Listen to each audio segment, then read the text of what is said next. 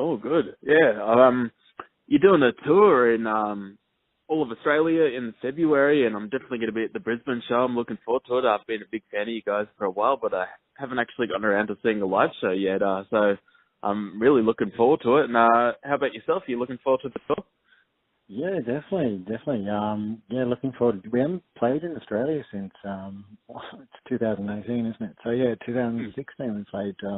Wow. Last time we played in Australia, so it's probably 2017 was probably one of the only years I guess we skipped for quite some time. So it'll be interesting to get out and play sort of the old main cities around here with I guess covering a lot of material from our last album and see how that see how people enjoy that live.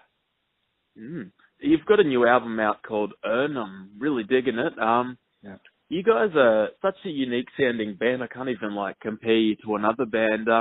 How do you go about writing an album? Do you guys kind of jam it out, or do you write down the parts all the music, the notes and whatnot, and everyone comes in and has to play each other's parts? How does the writing process go?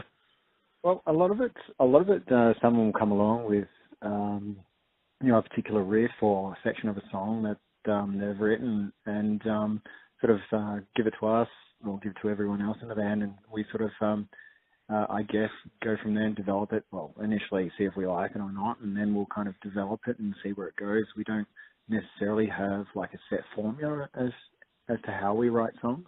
We go by essentially feel, and if how long a certain section goes for, or whether we have dual vocals over a certain section, or violin solo or whatnot. It's just a lot of it's we go and feel, and we don't set ourselves a limit as to say this is how long the song's going to be, or we need this sort of thing here. It's if we once the song's written, once we're all satisfied that we all like it and it sort of represents us. So yeah. For sure.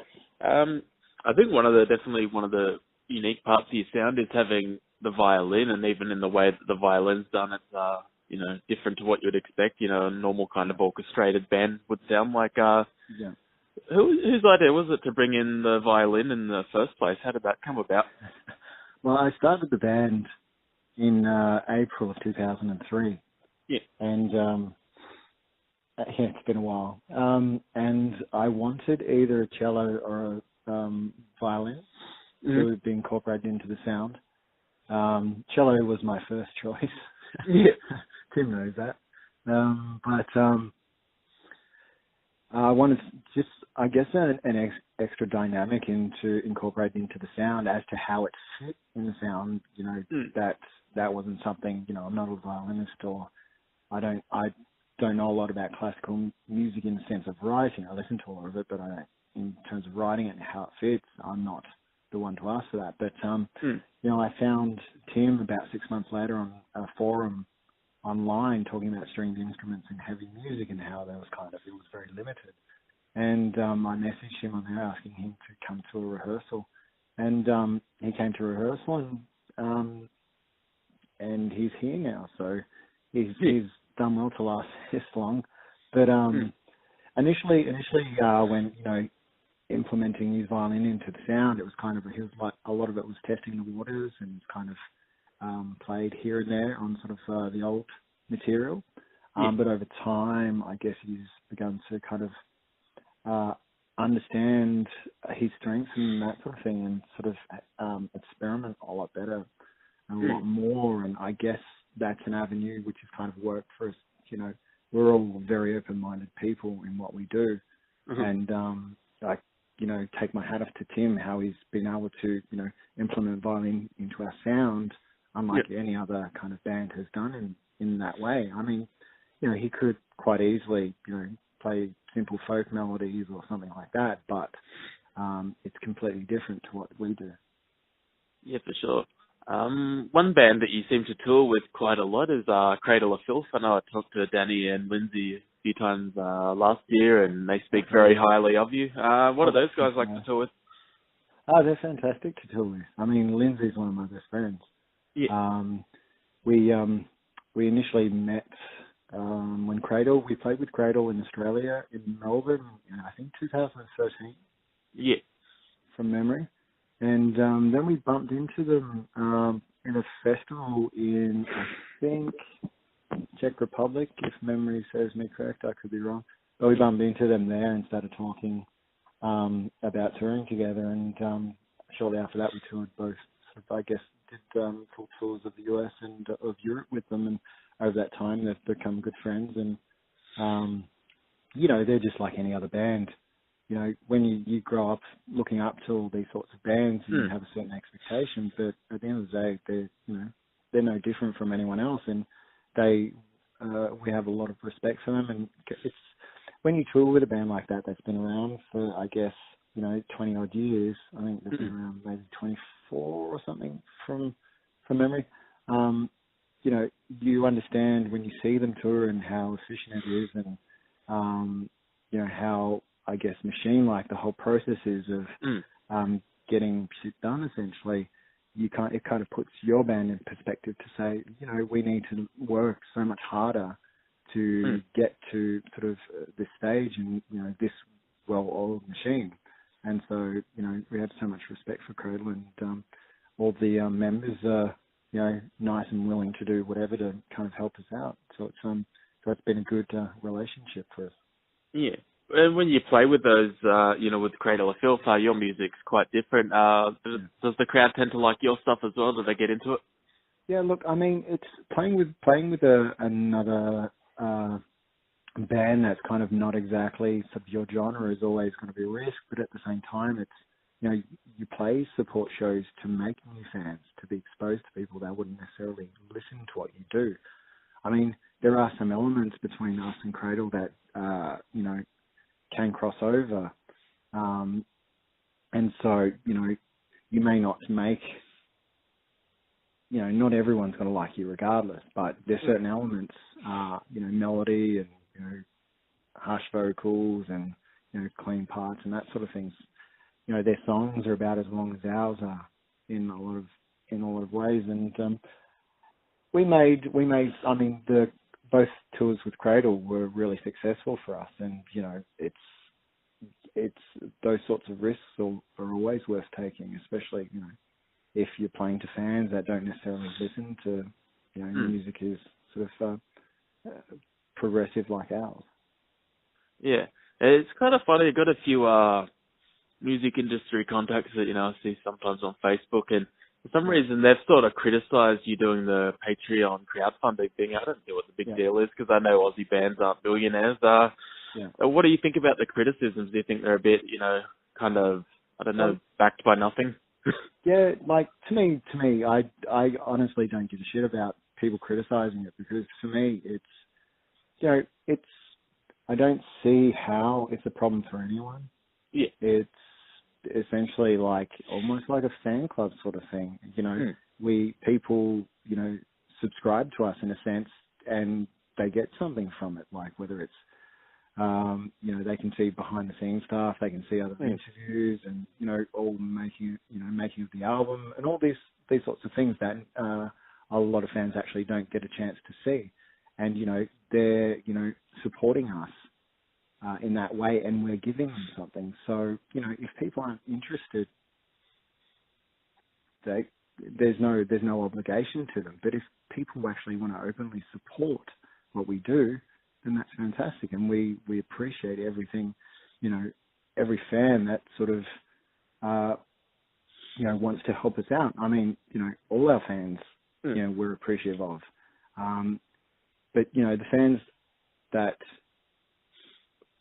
love us to that next extra stage, or are just happy to, support you in that way, is, it's the support's been really overwhelming for that. But, at the end of the day, if you're not interested in something, you're not interested in it. But at the same time, if you're going to criticize, you need to back that up with like a solid argument and not just a negative opinion.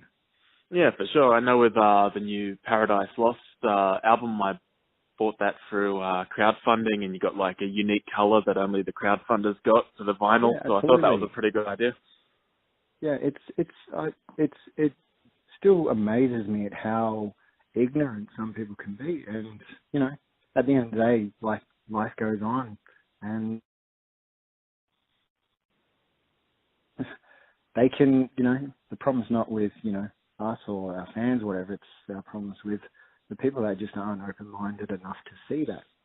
For sure. So, There's a YouTube channel I quite like. I don't normally kind of get into those videos where they react to songs and stuff, but there's one I like, and it's called Lost in Vegas, and I was really surprised they added one of your songs, and they spoke pretty highly of it. Did you watch the video? Yeah, we actually all saw that. So we had, for some reason, we had so many people from everywhere inundate us with messages to watch this video.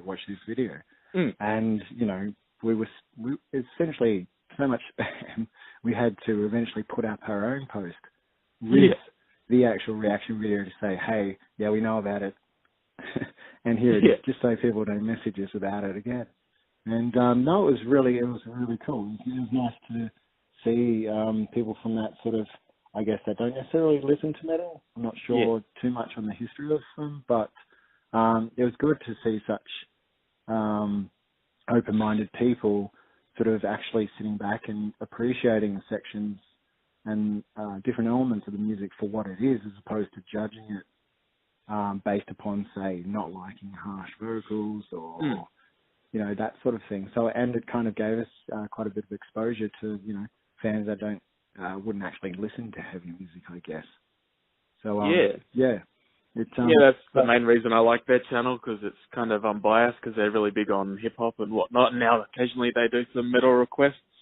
Yeah, I mean, just based upon that and how sort of they've looking into heavy music and that sort of thing, it's kind of encouraged me to, I guess, expose myself a little bit more to hip hop and whatever. So yeah, for sure. And you've also been included, your song Plague Flowers and Kaleidoscope was included at the Conservatorium of Music in Sydney. That's a pretty big deal. What did you think about that honour?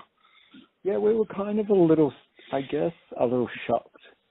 Essentially, the lecturer that wanted to implement it into the Conservatorium, he turned up to a show in Sydney years ago, and I thought he was actually a father of a fan coming to pick up, a kid that had attended the show, and it turns out he was